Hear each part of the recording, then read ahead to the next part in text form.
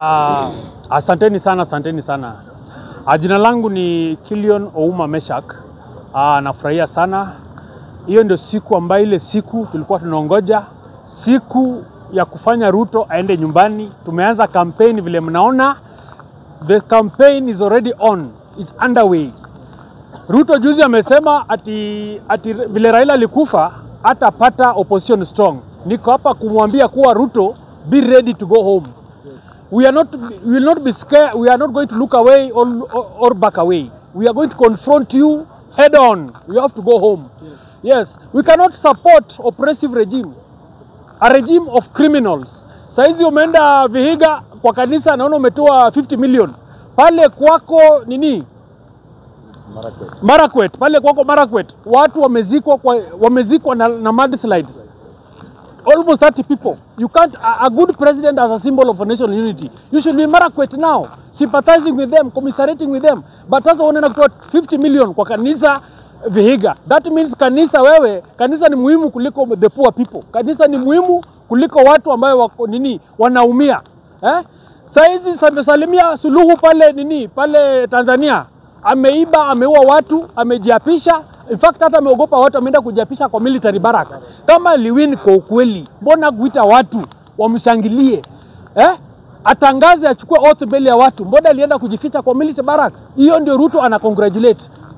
Hizo ndio vitu Ruto anapenda. So tunakuambia this time, tunajua your tools of trade ni kuiba na kutoa pesa kwa kanisa. This time you will steal, na kuna pesa utaiba. We have to go home. Ruto must go home. You are one-term president. Now we are not being scared. Kuja na abductions, kuja na threats, kuja na trumped charges, kuja na hizo vitu zote. But Ruto must go home. That's our message. We don't care whether you come with what. We don't care. You cannot use mallets and hammers to straighten up a country. Yes. What you need to do, use the constitution to straighten up a country. Yes, you cannot lead the country with the myths, superstitions.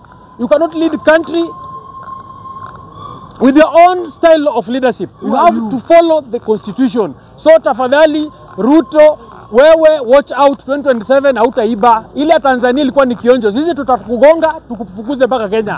Yes, we will send you away from Kenya. Yes. Because you cannot deliver to Kenya.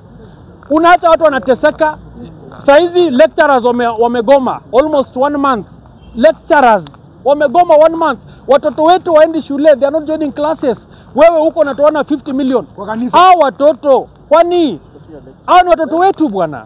Hao ni watoto wetu. Ruto kuwa na huruma, hapana kuwa kama Suluhu. Ruto kuwa na huruma, hapana kuwa kama Suluhu tafadhali.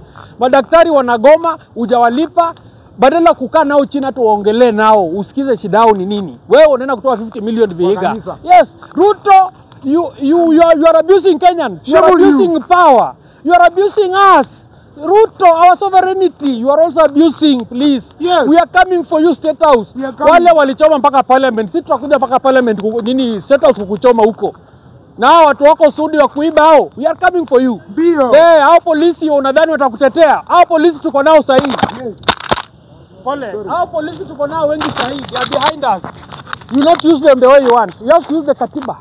You have to use the katiba. Lazima utumie katiba. Yes. That's why my party as Democratic Republican Front will bring back spirit of constitutionalism. Yes. Spirit of public participation. Hizi zote lazima tulete. Yes, right. Because we saa hizi umeusurp hata power ya wananchi, sovereignty ya wananchi. Una support oppressive rule. Yes. We have to make Kenya the land of the living, not the land of land grabbers. Amen. Not the land of inflation. Yes. Not the land of poverty. Our economy today is being defined by unemployment, less production in our industries, all bankruptcy. All these things will never define our economy. Our economy will be defined by our constitution, integrity, public participation. These are the qualities and the our foundation of this country. Asanteni sana. Yes, right. Fantastic.